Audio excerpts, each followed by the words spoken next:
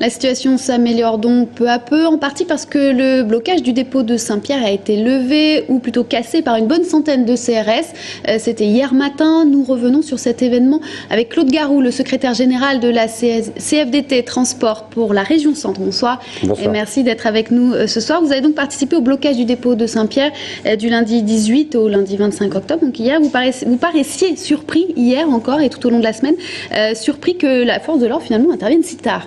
Écoutez, oui, lorsque nous sommes mis en place lundi matin, lundi dernier, avec 17 de mes camarades de la CFDT, on ne pensait pas qu'on allait rester la semaine entière, une semaine totale, à bloquer ce dépôt pétrolier qui est quand même stratégique. À juste titre, raisonnablement, on pouvait penser qu'il allait intervenir dès le lundi midi.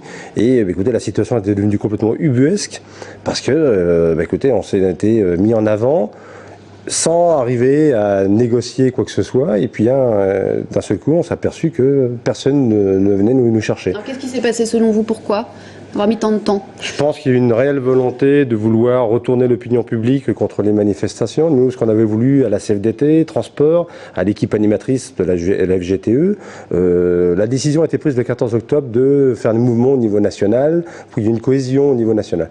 Là, nous, notre objectif premier, c'était Saint-Pierre-des-Corps. J'avais d'autres objectifs dans la semaine, plusieurs divers et variés, on va dire, sur d'autres départements.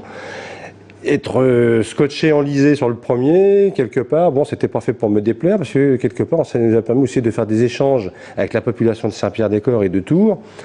On a eu des échanges formidables, quoi. Je me suis aperçu d'un seul coup, on avait réussi par procuration à redonner la fierté aux salariés français, parce qu'ils ne pouvaient pas envisager même d'arriver à pouvoir se mettre en grève. Mais est-ce que ça n'a pas été contre-productif, puisque finalement le mouvement de sympathie envers les grévistes et les manifestants ont chuté au fur et à mesure de la semaine?